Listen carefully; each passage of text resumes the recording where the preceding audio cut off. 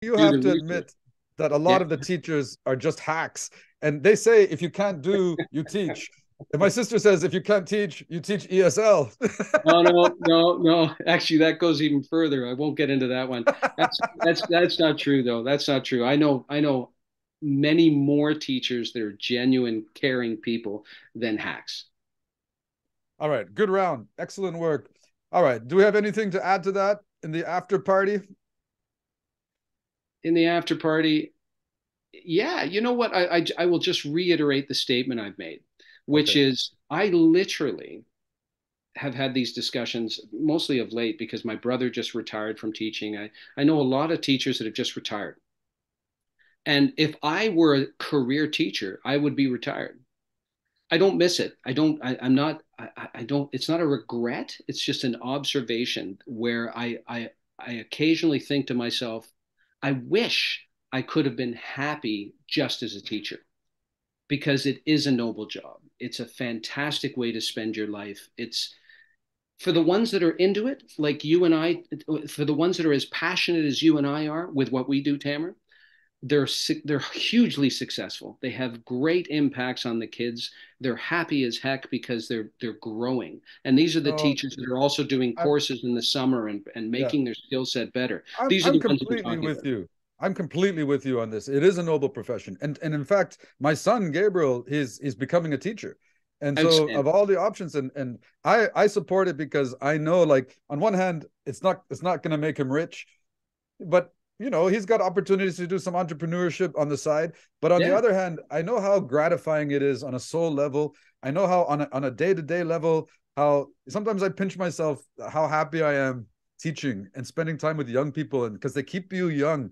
And Yeah. there's a lot of people when they don't work with kids and they stop being stimulated by school content, their mind starts to atrophy. But when you teach, your mind stays vibrant and alive, and you recognize, these young people keep you young at heart. And there's Yeah. something wonderful about that. Yeah. And sometimes the best way to go forward is to go backwards. And the elderly people are the closest to that good, virtuous way of living. Yes, because in their society they've already like fulfilled a very accomplished life for most of them actually. But we sense the sense of achievement when we've like fulfilled things, when we fulfilled like materialism, when we fulfilled, freedom, right? And that comes on when, we're living a fast-paced life, which the elderly really cannot reach at this stage of time. Really, Ellen? Well, Do you really? well, Is there something like what's the great reward of living this super fast-paced life with digital dots and beeps and booms? And what's the big reward for that? Tell me. uh, I think that, you kind of like stack achievements when you're going faster, right? You Is it know, a real achievement though? Like that because is you it got not? likes and subscribers? Is that a real? Does that motivate you to do more because of you got more subscribers? It does actually. And I think the same goes for a lot of things I do in my life, including debating, right? The more I do it, the more time I spend on it. And the faster I kind of elevate in the sense of speaking, the more achievement I get and fulfillment I On get this one, from I my think the speaking. elderly themselves would find a bone to pick with your point because Yes. they would. I think they would find this type of validation that you get from social media and all this fast-paced life kind of hollow and Yes. insincere. It's like these people who like you don't even know you, and that like is so hollow just because it makes gives you some sense of validation. They would say you're seeking validation because you're not getting validation, and so you need to find it somewhere, and it's kind of like a shameless self-promotion that you're doing, which ultimately is going to lead to you feeling empty and hollow and insecure. Unfortunately, that is kind of the truth, with people on social media right now. Not targeting anyone. We're all in the same pot. We really Well, like to we be want the fair, I don't have validation from anyone who people. watches my podcast, so uh, isn't that with the world overpopulated in the foreseeable future for my children and their grandchildren? Isn't it worrisome to you that the quality of life that they're going to live compared to what we were able to enjoy? You know what? The quality of life has improved. Since I was in grade eight, the population of the world was 2 billion. Now it's what, 6 billion. But the quality of life has improved, right? Now, the pollution, maybe not, but the quality of life has improved since I was Yeah, doing yeah, actually you make a fair point because you're absolutely right. Even though school. population has gone up exponentially, um, our lives have improved. Longevity has improved. Medical science has improved. Every kind of meter, everything seems to be getting better. Well, I also trust science, which is kind of goes against my religious beliefs. But I maybe do not. trust science I still think there will. there is a field of study that joins religion and science. They don't have to conflict, or they're not No, they're necessarily not. exclusive. I don't believe science and or religion are mutually exclusive. Right. Okay? But I believe in the science that people will, the brains bigger than mine will figure out solutions. Right, right. I have faith in that also, that cooler heads will prevail, and humanity has also shown and proven over the centuries that that does happen. That we do figure out how to overcome the giant obstacles in front of us, and we don't Well, all have to be on board. We just have to rely on a few really giant brains to do it. But Rocky, isn't there a danger if we all kind of relying on a bigger brains to solve our problems? Isn't there a danger that we're kind of letting ourselves off the hook and we're not doing our part to be part of the solution? no, I don't think so, because there's what can we actually do, right? The bigger brain, the super intellects that are going to be working on this have no choice but to work on it. They are driven to find solutions to problems. That's part of the gift of the bigger brain, right? They're driven to find those solutions. You and I have to figure out what kind of jam we're going to put on our toast in the morning. Hey, speak for yourself. I'm one of the bigger brains. That's true. You are. This is a point of identity when it comes to pronouns. And, when your parents have their baby showers for you and stuff like that, they don't have a they, them baby shower. But They have a who's he, more her baby aware of their shower. own identity? The person who insists on a pronoun, or some stranger who doesn't want to give them any credit at all? But it's the mother and the father who really form the child, per se. And I think there should to be a respect, some type of parental respect there, um, for individuals to carry for the parents because they were excited that you were a girl or they were excited that you were a boy, and you coming into this world and saying that you're they, them, this is where parents struggle per se because they get kind of thrown off with these new normatives. These are something that they themselves did not grow up in, you know. Yeah, So right. having kids and, But in into some this sense, like new. we're lucky to be living in a world that's not the same as it used to be when I was a kid, because we were just brutal compared to today's standards with each other. We had almost zero compassion or understanding for what anybody was going through, and that everything was racialized, and it was just almost comical how we treated each other and talked to each other. And I like the way kids are today better. That they're more respectful. Just the other day, Mocha, I was teaching a debating class, and at the end of class, there's like 15 or 16 kids, and we have this ritual: 1, 2, 3, debating edge, and we like an online class. And right at the end, after a 2-hour class, she said, like, right as I was about to dismiss, she said, "My pronouns are he and him." And I was like, "What?" I was caught off guard, and I had a kind of like a nervous tick laughter reaction. And then one of the kids, I heard a little voice. He said, "Not supposed to laugh at that, sir." And I Mhm. thought, it actually made me a little bit proud that we're living in a world where kids are kind of getting it and protecting each other's rights to identify as him and he. And hate speech has increased exponentially since he took over.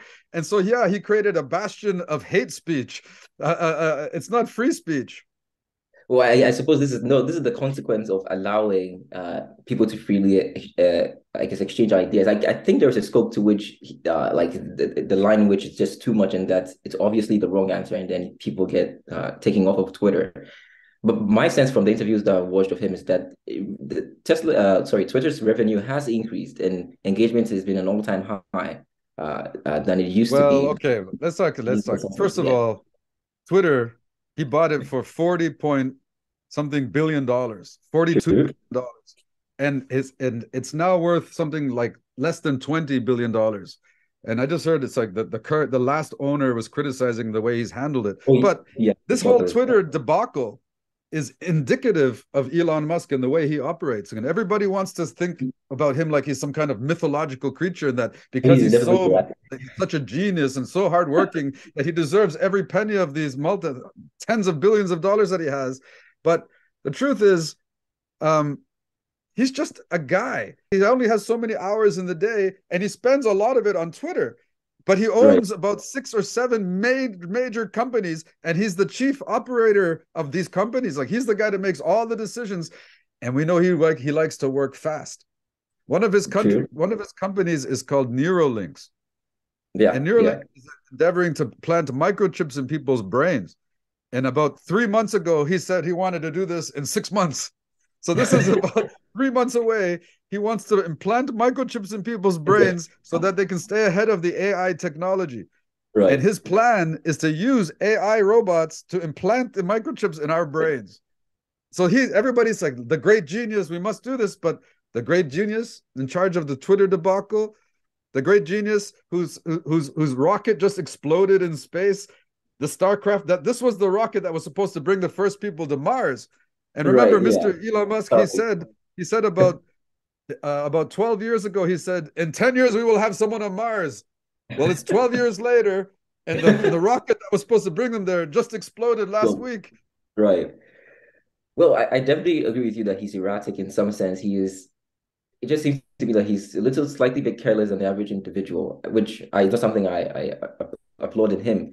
But again, thankfully, the question of like neural links and implementing technology is not just in his hands. Like the regulators are there to see that like knowledge is slow. I think for anything that we do, especially because we're going to weigh the odds. What is the odds of it not working? What are the odds of catastrophe? That's why I agree with you. That everything that's good that came from Elon Musk is because of some brilliant engineer of his that did it, or brilliant strategist of his that did it. But everything that he seems to touch himself seems to go south.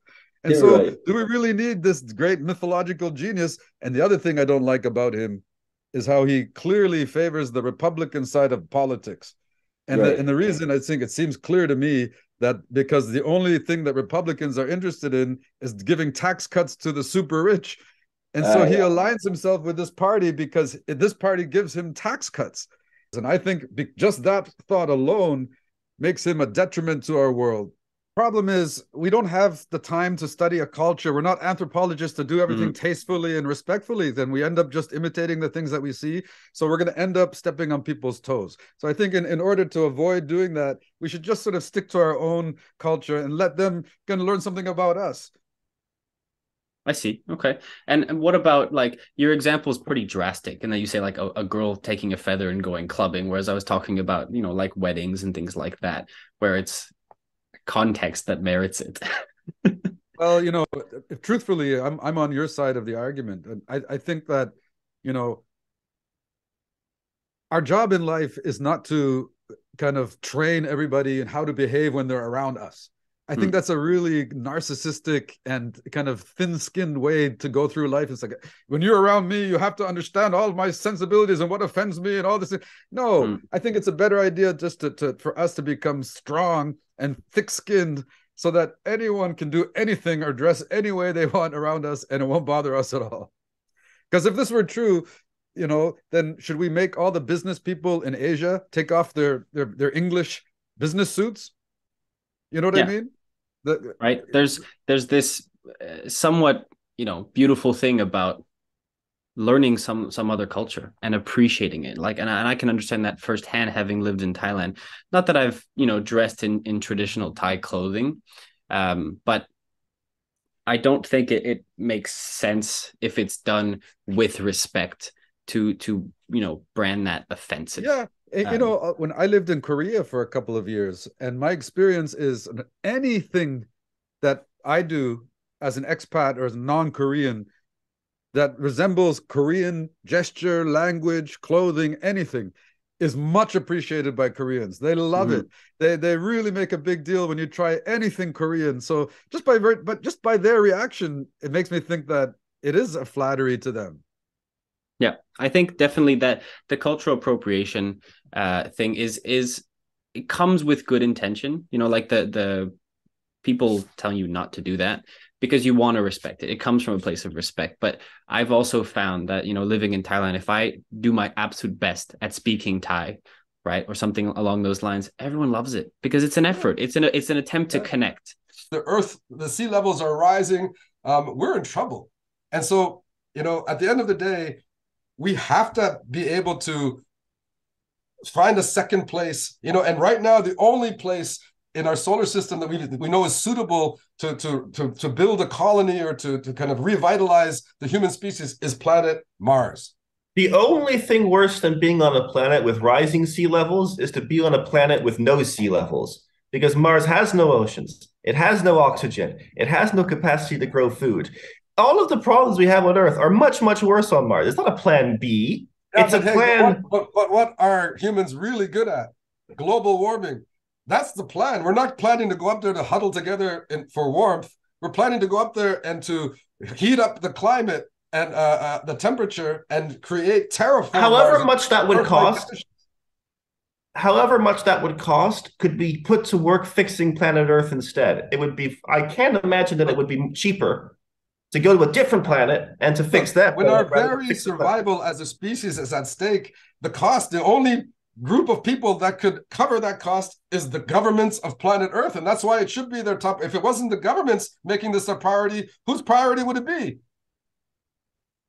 But why it shouldn't be a priority at all? We could put that energy into fixing Earth rather than abandoning it and giving up hope and going somewhere else, which would be harder to do anyway. I totally agree. I totally agree with you.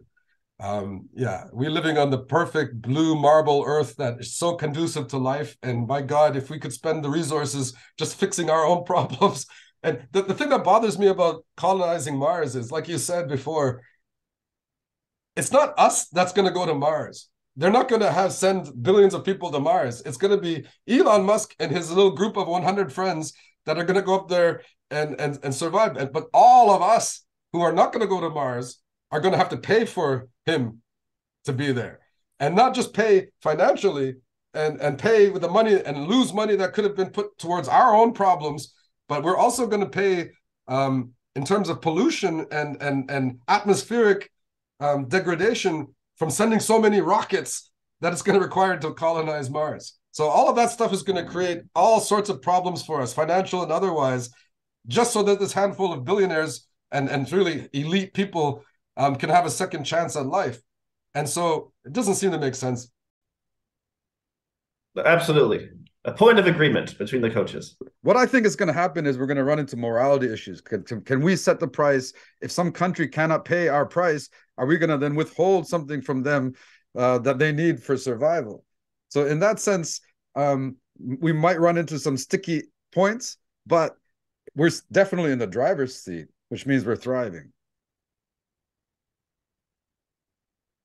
I feel that it is not something that we could brag about. I think water insecurity affects our entire planet. It's not, there's no winners or losers. No, absolutely not.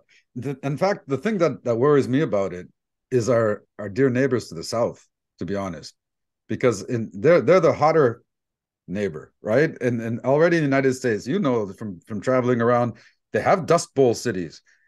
Las Vegas is built in a desert below sea level. They have one dam. If something happens to that dam, millions upon millions of people will be affected.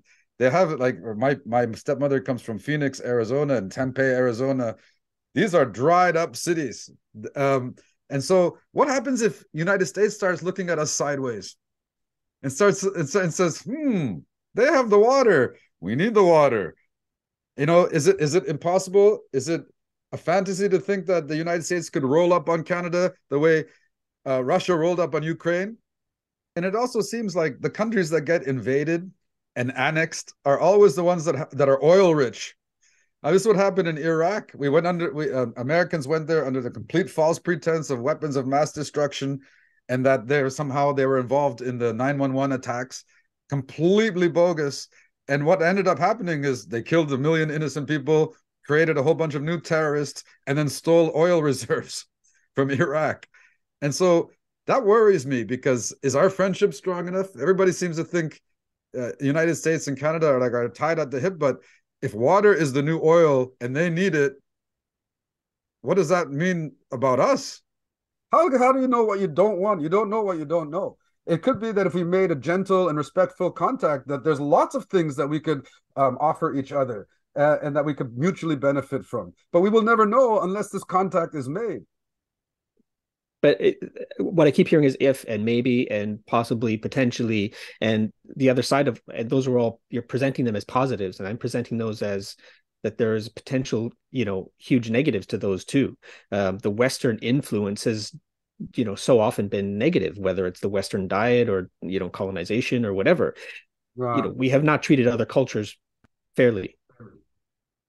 It's true, and I wouldn't like put the responsibility on like the American government like to make contact with. We're not. I don't think we should be putting McDonald's on the Sentinelese Island, but maybe if we had it would happen. Kind-hearted like anthropologists or people who specialize in that area, and let them. I agree. This kind of thing. On the whole, yes, I do agree that I think there's definite benefits to it, but I also think about the language and the cultures that are slowly dying out, and it would be a shame to allow those things to die out. And even if it was a purely non-selfish, to contact those tribes in an attempt to preserve their language, to get it recorded, to preserve their culture, and so that it can be understood and passed on.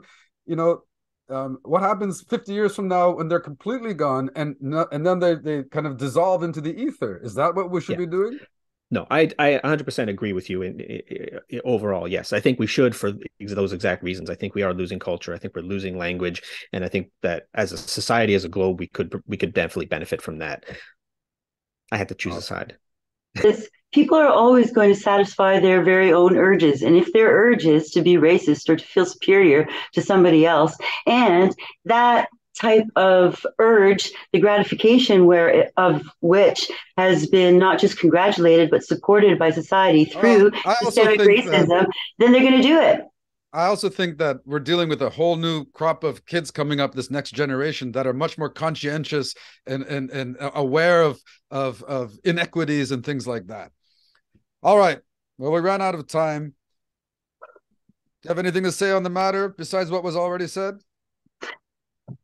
Man, institutionalized racism, I really do hope that it gets eradicated. If it does, it would be a miracle to me in my mind. But I know it's not going to be in my lifetime for sure. Which doesn't mean that I won't use all of my lifetime to make sure that it is eradicated, of course. Well, I can tell you that the institutional racism that exists in my friend's man cave in the neighborhood has become eradicated simply by my presence, because nobody is racist when I arrive in that garage. Let me tell you. What are you talking about? Tell me more. What happens at the institutionalized? My point is a little bit of training and sensitivity training, and it's not just about kind of picking. I think a lot of people think if you pick out the racist cops from the system, that all of a sudden the system will not be racist anymore. But it goes further than that. It starts with the training. Like, who's training these cops? Who's condoning these actions? Who's not following up on their crimes? You know what I mean? And so I think the whole system has to be uprooted, and that's what led to the defund or abolish the police movement, which I think was unfortunately named because it gave the wrong impression, but it meant uprooting the whole system and starting from scratch again and doing it right in the first place.